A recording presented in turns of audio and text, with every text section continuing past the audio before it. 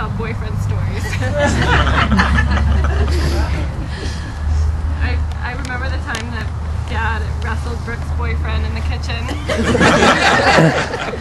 He was a wrestler, and just Dad... to show him who, you know, that Dad could wrestle even though he played basketball.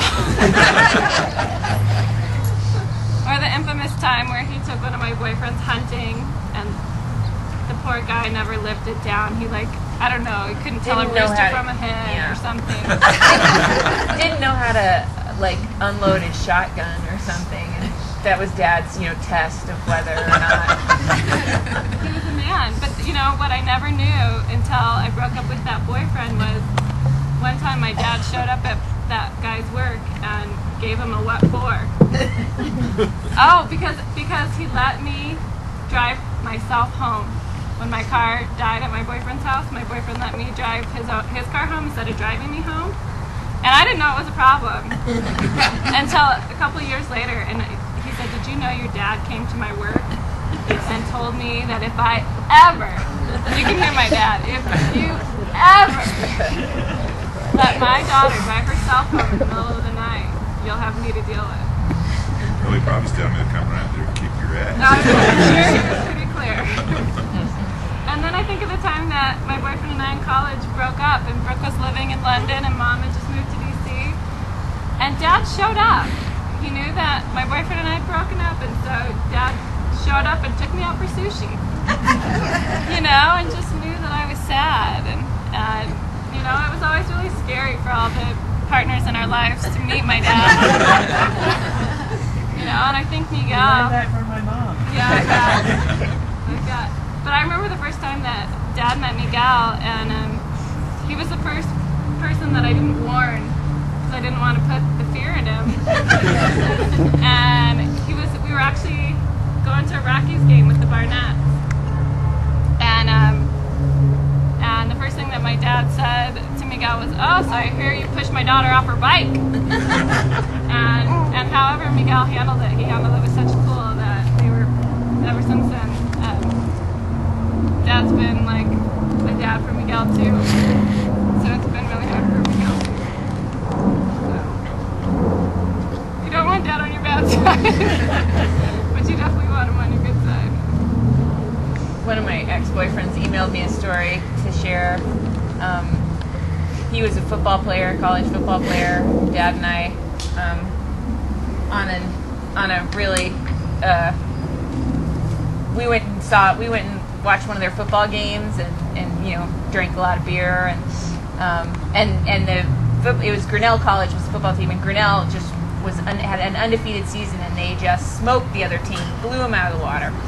So after the game, we all go out for pizza. My boyfriend is one of the football players, and a couple of the other football players, and then Dad and me. And we're all at the pizza place having pizza and having more beer.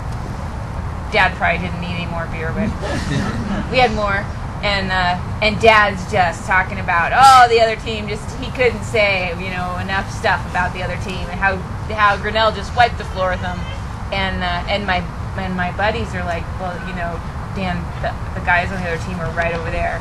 And at which point my dad proceeded to talk louder. So, yeah, Tro was like, "Well, then I figured out he was a real, you know, man's man." He said, Tro said, you know, there were two things about him. One was that, you know, in some ways, Dad was like the archetypical male. You know, he was just macho guy. He was a real man's man, beer drinking man. You know, all those kinds of things about him. But on the other hand, he was his own man. You know, he never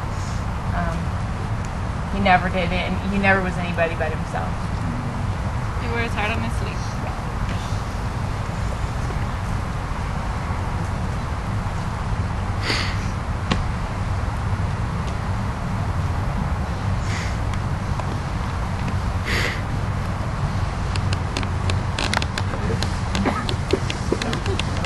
I'll take a short shot here.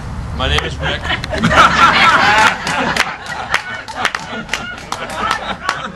I got up early this morning and I got on the internet, and someone had posted about 350 pictures of Dan. I believe it was Brooke. And I want to tell you guys that I deeply, deeply, deeply regret that I never saw Dan as the roller derby queen.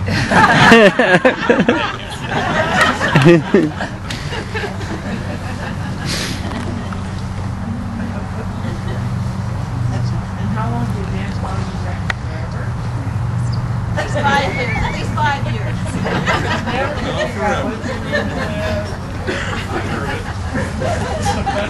That's true.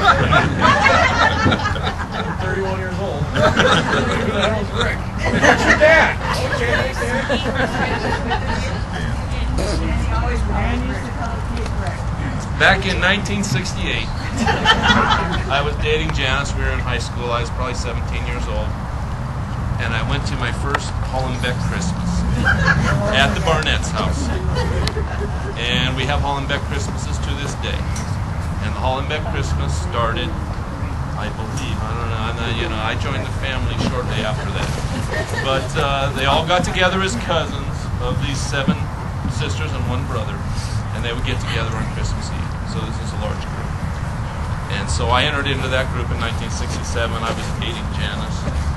And for some reason, Danny called me Rick. My name's not Rick, it's Keith. But I've been Rick ever since. So that's where that's going. But I would like to say that the Hollenbeck Christmas tradition has endured till today. We no longer meet on Christmas Eve, because you can see how this thing grows. But we usually meet the week before Christmas. And it's a big undertaking. It's a big family. And to me, it's impressive that we keep it going. It's not easy, but we do so, and I think we enjoy it, and we all love each other, and we all love Dan. That's what we're proud of.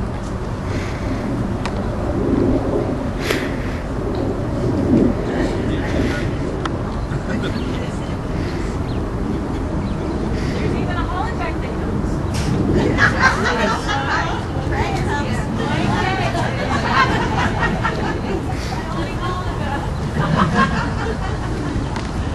Well, I think I just want to say that Keith and I took our son Ted to a hockey tournament in Minneapolis, and we were going right by Roland, Iowa. Somehow that was on the way, and so all it took was just one call to Dan and Jane, and they were like, "Of course, come here, take our bed, sleep all night." And just how really, really welcoming. We went and watched Brooke play basketball. You had good form.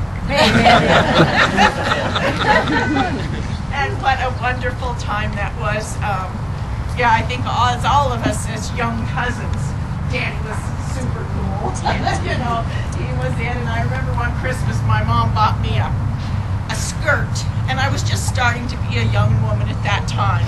And she said, "Go try this on. See how it looks." And of course, all the cousins are around, everybody, and I go and try it. Well, it's way too tight. And so I come out modeling this, and Danny's going, "Just right." You gotta keep that one. So yes, we'll miss him so much. He was a wonderful guy.